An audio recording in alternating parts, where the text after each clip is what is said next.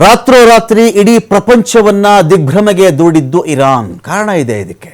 ಹಿಂದೂ ಮಹಾಸಾಗರದ ಮೇಲೆ ದಾಳಿ ಮಾಡಿರೋದು ಇರಾನ್. ಹಿಂದೂ ಮಹಾಸಾಗರ ಅಂತ ಹೇಳಿದ್ರೆ ಅಲ್ಲಿ ಡಿಯಾಗೋ ಗಾರ್ಸಿಯಾ ಅಂತ ಒಂದು ಸ್ಥಳ ಇದೆ. ಅಲ್ಲಿ ಆ ಡಿಯಾಗೋ ಗಾರ್ಸಿಯಾ ಅನ್ನುವ ಸ್ಥಳ ನಿಮ್ಗೆ ಅಲ್ಲಿ ತೋರಿಸ್ತಾ ಇದೀವಲ್ವಾ, ಇದು ಇರಾನ್ನಿಂದ 4236 ಕಿಲೋಮೀಟರ್ ದೂರ ಇದೆ. ಅಲ್ಲಿ ಏನಾಯಿತು ಅಂತ ನೋಡಿದ್ರೆ ಇಲ್ಲಿ ಅಮೆರಿಕ ಇಂಗ್ಲೆಂಡ್ನ ಜಂಟಿ ಸೇನಾ ನೆಲೆಗಳಿದೆ. ಅಲ್ಲಿ ನೋಡಿ, ಎಲ್ಲಿ ಇರಾನು, ಎಲ್ಲಿ ಇಂಡಿಯನ್ ಓಷಿಯನ್ನು, ಎಲ್ಲಿ ಡಿಯಾಗೋ ಗಾರ್ಸಿಯಾ. ಸೊ ಅಲ್ಲಿಗೆ ಇರಾನ್ ಏನು ಮಾಡುತ್ತೆ, ದಾಳಿ ಮಾಡಿಬಿಡುತ್ತೆ. ಈ ವಿಚಾರ ಇದೀಗ ವಿಶ್ವ ನಾಯಕರನ್ನ ದಿಗ್ಭ್ರಮೆಗೊಳಿಸಿದೆ. ಅದರಲ್ಲಿ ಏನ್ರಿ ಆಶ್ಚರ್ಯ ಇದೆ? ಒಂದು ಕ್ಷಿಪಣಿ ಬರುತ್ತೆ, ಡಿಯಾಗೋ ಗಾರ್ಸಿಯಾ ಮೇಲೆ ಬಿದ್ದು ಬಿಟ್ರೆ ದೊಡ್ಡ ವಿಷಯನ ಅದು? ನೋ, ಕ್ಷಿಪಣಿ ಬಂದಿದ್ದಲ್ಲ ವಿಷಯ. ಅಲ್ಲಿ ಕ್ಷಿಪಣಿ ಎಷ್ಟು ದೂರ ಸಾಗಿ ಬಂತು ಅಂತ ವಿಚಾರ.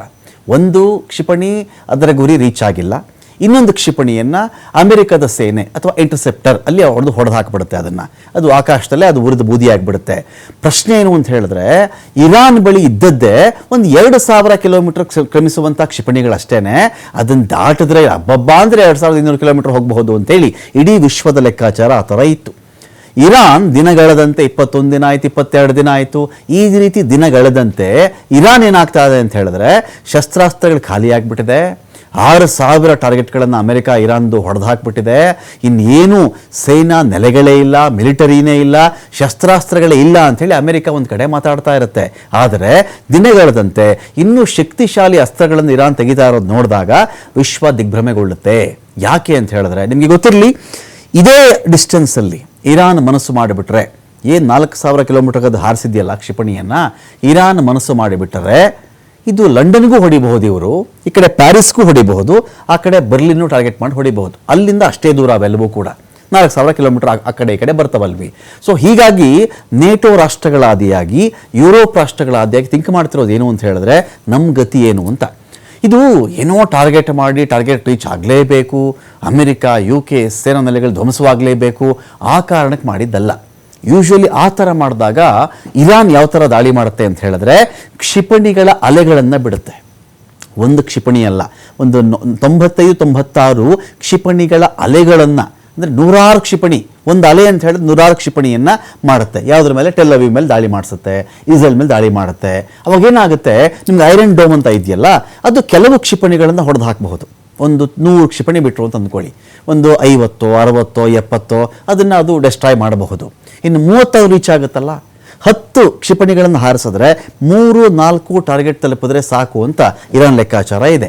ಆದರೆ ಇಲ್ಲಿ ನೇಟೋ ರಾಷ್ಟ್ರಗಳ, ಯುರೋಪ್ ದೇಶಗಳ ಒತ್ತಡ ಅಮೆರಿಕದ ಮೇಲೆ ಜಾಸ್ತಿ ಆಗಲಿ, ಇವರು ಭಯ ಪಡಲಿ, ಸ್ವಲ್ಪ ಯುದ್ಧ ನಿಲ್ಲಿಸುವಂತೆ ಮಾಡಿಬಿಡಲಿ, ಆ ಪ್ರೆಷರ್ ಜಾಸ್ತಿ ಬಿಲ್ಡ್ ಆಗಲಿ ಅನ್ನೋ ಕಾರಣಕ್ಕೂ ಕೂಡ ಇರಾನ್ ಕ್ಷಿಪಣಿ ಹಾರಿಸಿರಬಹುದು. ಇದು ಅಮೆರಿಕದ ನೆಲೆಯನ್ನು ಧ್ವಂಸ ಮಾಡಿಲ್ಲ ಅಲ್ಲಿ, ಅಥವಾ UK ಸೇನಾ ನೆಲೆಯನ್ನು ಕೂಡ ಧ್ವಂಸ ಮಾಡಿಲ್ಲ. ಆದರೆ ಕೊಟ್ಟಿರ್ತಕ್ಕಂಥ ಮೆಸೇಜ್ ಇಲ್ಲಿ ಬೇರೆ ಇದೆ. ಟ್ರಂಪ್ರನ್ನ ಈ ವಿಚಾರ ಚಿಂತೆಗೀಡು ಮಾಡ್ತಾ ಇದೆ. ಟ್ರಂಪ್ ಮಾನಸಿಕವಾಗಿ ಯುದ್ಧವನ್ನು ವೈಂಡ್ ಅಪ್ ಮಾಡ್ತಕ್ಕಂಥ ಮೂಡದಿರೋದು ಟ್ರಂಪ್. ಸಾಕಪ್ಪ, ನನಗಿದು, ನಾನು ಎಲ್ಲ ಮುಗಿಸ್ಬಿಟ್ಟಿದ್ದೀನಿ, ಲಾಸ್ಟಲ್ಲಿ ಒಂದಷ್ಟು ವೈಂಡ್ ಅಪ್ ಮಾಡ್ತಾ ಇದ್ದೀನಿ, ಇಸ್ರೇಲ್ಗೂ ನನಗೂ ಸಂಬಂಧ ಇಲ್ಲ ಎನ್ನುವವರೆಗೂ ಕೂಡ ಈ ಕಾರ್ಯಾಚರಣೆಗೆ ಸಂಬಂಧಪಟ್ಟಂತೆ ಟ್ರಂಪ್ ಮಾತಾಡ್ತಾ ಇರೋದು.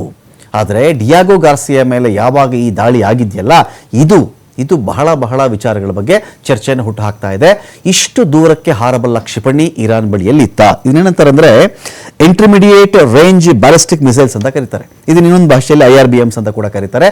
ಈ ಥರದ ಕ್ಷಿಪಣಿ ಇವ್ರ ಬಳಿಯಲ್ಲಿ ಇತ್ತು ಅಂತ ಇರಾನ್ ಯಾವತ್ತೂ ಹೇಳಿರಲೇ ಇಲ್ಲ. ನನ್ನ ಬಳಿ 2000 ಕಿಲೋಮೀಟರ್ ಹೋಗುವಷ್ಟು ಕ್ಷಿಪಣಿ ಮಾತ್ರ ಇದೆ ಅಂತ ಇರಾನ್ ಮಾತಾಡ್ತಾ ಇತ್ತು. ಆದರೆ ನಿನ್ನೆ ರಾತ್ರಿ ಹಾರಿರೋದು 4000 ಕಿಲೋಮೀಟರ್ ದೂರ ಕ್ರಮಿಸಬಲ್ಲಂತಹ ಕ್ಷಿಪಣಿ, ಪ್ರಪಂಚದ ಕಾಲು ಭಾಗದ ಭೂಭಾಗವನ್ನು ಕ್ರಮಿಸಬಲ್ಲಂತಹ ಕ್ಷಿಪಣಿ ಇರಾನ್ ಬಳಿಯಲ್ಲಿ ಇದೆ. ಇದಕ್ಕೊಂದು 5-6 ಕಿಲೋಮೀಟರ್ ಆ್ಯಡ್ ಮಾಡ್ಕೊಂಡು ಬಿಟ್ರೆ ಇರಾನು ಅದು ಅಮೆರಿಕವನ್ನು ಟಾರ್ಗೆಟ್ ಮಾಡಬಹುದು. ದೊಡ್ಡ ವಿಷಯ ಏನಾಗಲ್ಲ.